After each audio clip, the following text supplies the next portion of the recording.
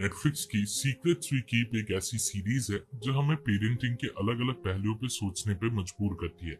कैसे एक बच्चे के लिए सेफ और नर्चरिंग एनवायरनमेंट क्रिएट किया जाए, कैसे नॉर्मल बाउंड्रीज सेट की जाए और कैसे इंश्योर किया जाए कि एक बच्चा किसी प्रॉब्लमेटिक बिहेवियरल टेंडेंसीज का शिकार ना हो।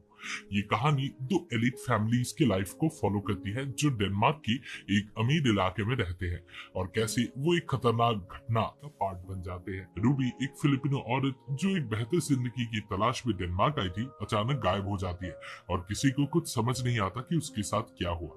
तो चलिए इस वीडियो में पता लगाते हैं कि रूबी के साथ क्या हुआ। क्या वो अपनी मर्जी से वहां से चली गई या उसके साथ कुछ गलत हुआ। ऐसे ही दूसरे वीडियोस देखने के लिए और हमसे जुड़े रहने के लिए चैनल को सब्सक्राइब कीजिए और वीडियो को लाइक और शेयर करना ना भूलें।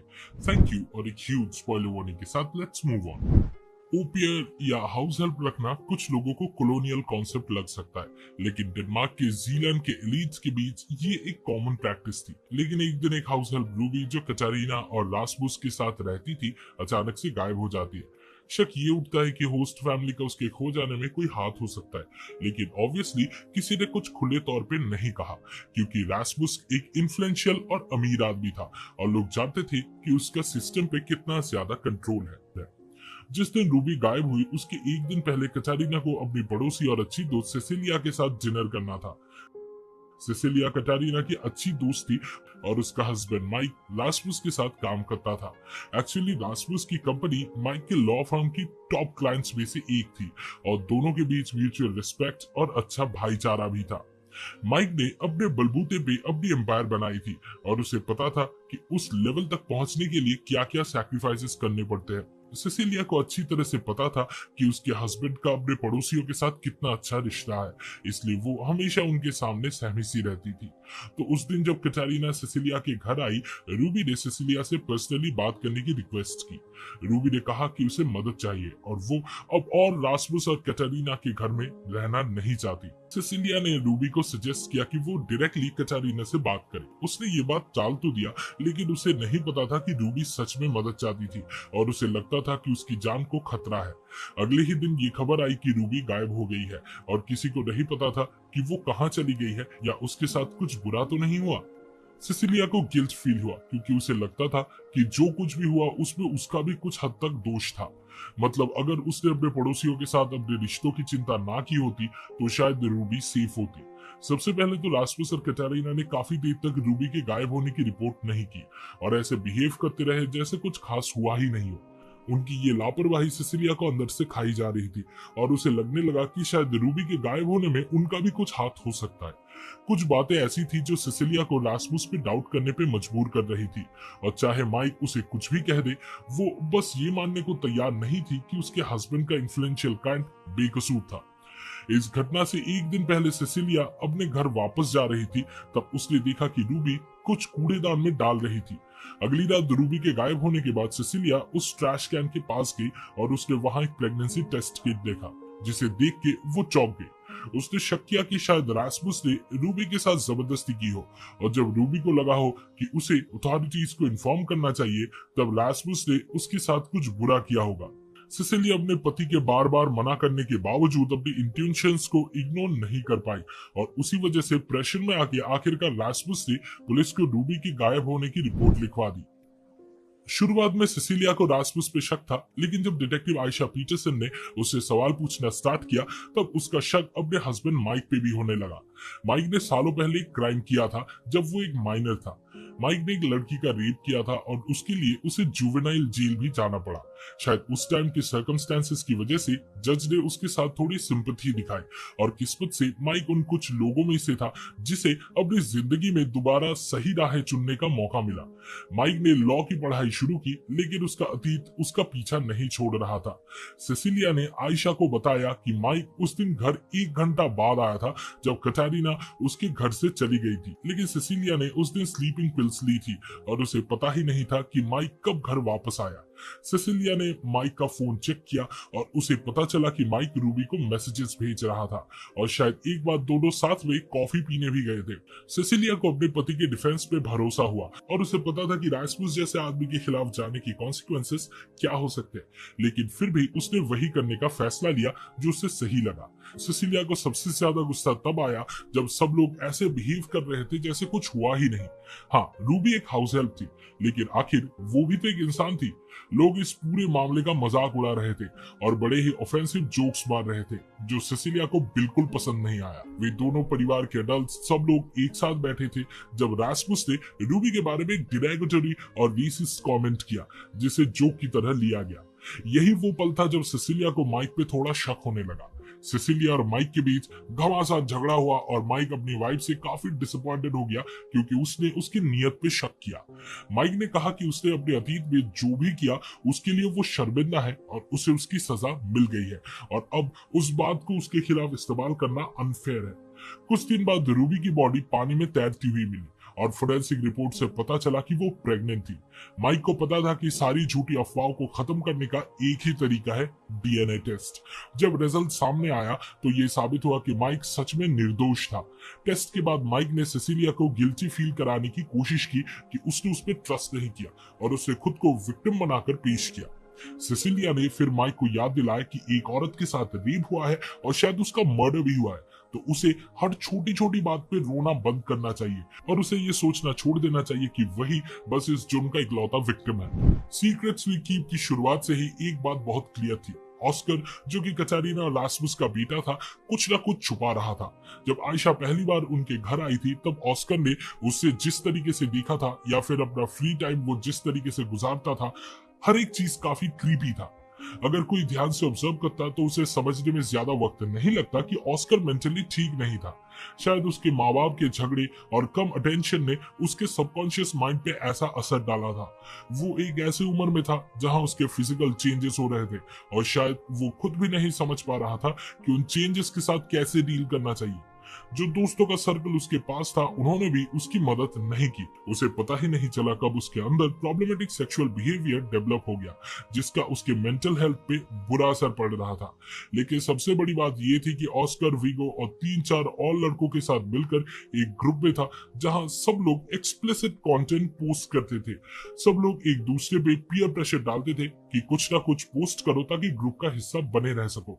कई बार ऑस्कर ने वीगो पे भी ये प्रेशर डाला कि वो भी कुछ ऐसा शेयर करे। वीगो को ये समझ था कि क्या सही है और क्या गलत। वीगो को डर था कि अगर उसने अपने माँ बाप को सच बोल दिया तो ऑस्कर उसके साथ क्या करेगा। ऑस्कर ने रूबी के रूम में छुपकर एक नैनीगैम लगाया था और उसका इस्तेमाल करके उसने रूबी को कॉम्प्रोमाइजिंग सिचुएशंस में रिकॉर्ड किया। सिर्फ इतना ही नहीं, उस घिनौने लड़के ने रूबी के साथ जबरदस्ती की थी और उसका रेप भी किया था और साथ ही उसका रिकॉर्डिंग भी कर लिया था। ऑस्कर ने वो वीडियो वीगो को दिखाया और धमकी दी कि अगर उसने किसी को भी बताया तो वो उसे मार डालेगा। अगर ऑस्कर ये सब छुपा कर रखता तो मुझे नहीं लगता किसी को इस घिनौने हरकत के बारे में पता चलता। ऑस्कर ऐसे प्रॉब्लमेटिक सेक्सुअल बिहेवियर के साथ पैदा नहीं हुआ था, लेकिन उसके एनवायरनमेंट ने उसके अंदर कुछ ट्रिगर किया जिसकी वजह से वो ऐसा बन गया। हमें कभी एग्जैक्टली नहीं बताया गया कि उसने अपने घर में क्या होते दिखा, लेकिन मुझे लगता है कि शायद उसने रास्मुस को लाइन क्रॉस करते हुए कैटरीना के साथ अब्यूसिव तरीके से बिहेव करते हुए देख लिया होगा। उसका बाप अपने काम में बिजी रहता था और उसकी माँ की वो मेंटल स्टेट ही नहीं थी कि वे एक बच्चे की रिस्पॉन्सिबिलिटी ले सके। ये कहने का मतलब ये नहीं कि उन्होंने अपने बच्चे से कभी प्यार नहीं किया, लेकिन मेरा मानना है कि सिर्फ प्यार और केयर देना काफी नहीं होता।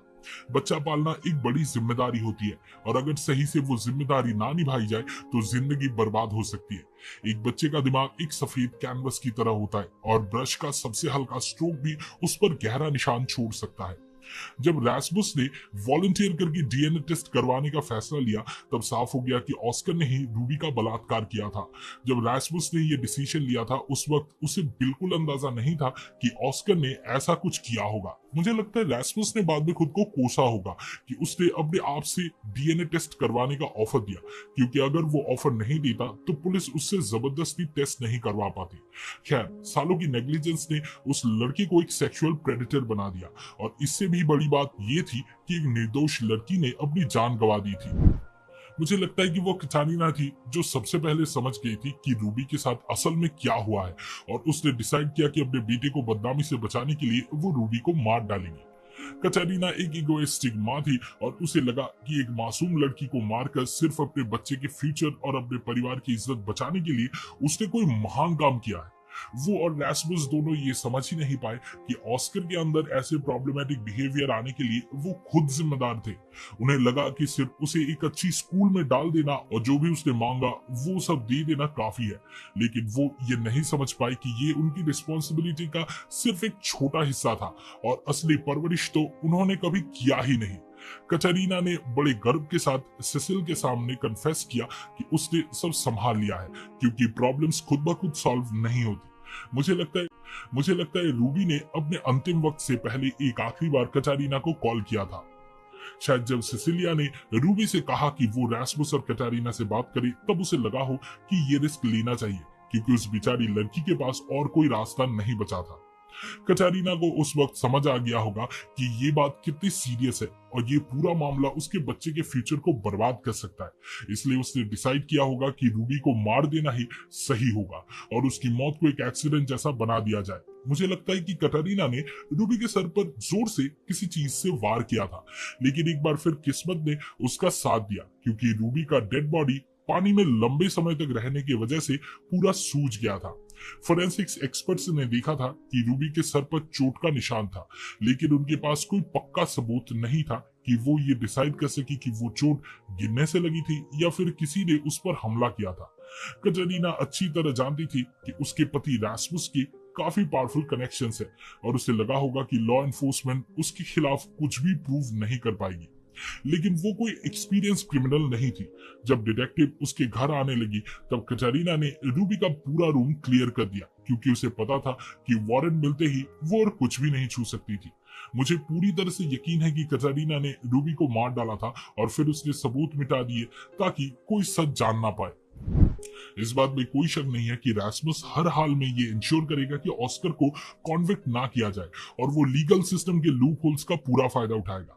असल में ये प्रूव करना ज्यादा आसान था कि रूबी ने ही ऑस्कर का फायदा उठाया था, क्योंकि ऑस्कर तो बस एक माइनर था। जो भी हो रहा था उस सब के बीच हमेशा की तरह ये अमीर लोग खुद को विक्टिम बना लेते हैं, इवन जब साफ साफ दिख रहा होता है कि असलियत में क्या हुआ है और कौन एक्चुअल में दोषी है। कई बार रैस्मस और कैटरीना ने ये बात भी की थी कि कैसे फिलीपींस से आई यंग लड़कियां अमीर लोगों का फायदा उठाना चाहती। पर सोचिए, एक लड़की जिसने बेसिकली अपना पूरा परिवार छोड़ दिया हो और सारे कनेक्शंस तोड़ दिए हो, वो इन अमीर लोगों का क्या बिगाड़ सकती थी। असली बात यह है कि सच्चाई जो कुछ भी हो, कहानी हमेशा पावरफुल लोगों के हक में ही लिखी जाती है। रैस्मस एक टॉक्सिक आदमी था और हमने देखा कैसे वो हमेशा कैटरीना को नीचा दिखाता था और उसे महसूस करवाता था कि गलती हमेशा उसकी होती है।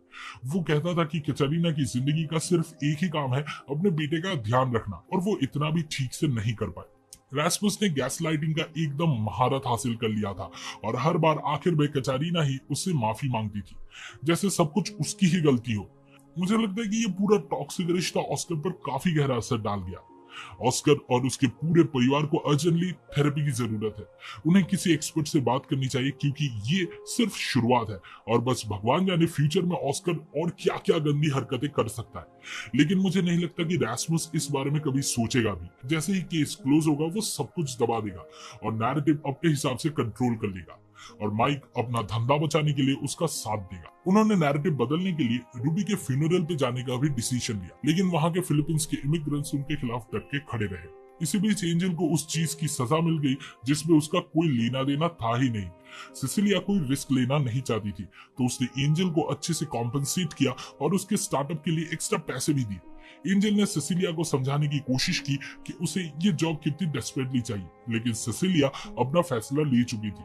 सिसिलिया उससे बार बार कहती रही कि वो घर लौट जाए और अपने बच्चे के साथ और ज्यादा वक्त बिताए, लेकिन एंजल ने बिल्कुल सही कहा कि सिसिलिया को उसकी जिंदगी के बारे में कुछ भी नहीं पता, इसलिए उसे ये बताने का कोई हक नहीं है कि उसे क्या करना चाहिए। लेकिन उसे पता था कि आखिर में उसे सिसिलिया की बात माननी ही पड़ेगी। असलियत में ऐसे खून चूसने वाले अमीर लोग जीत ही जाते हैं और एंजल और रूबी जैसे मेहनत करने वाले लोगों की ही जिंदगी खराब होती है। इस वीडियो को देखने के लिए शुक्रिया। सीक्रेट्स वी कीप देखने का आपके एक्सपीरियंस के बारे में कमेंट सेक्शन में जरूर शेयर करें।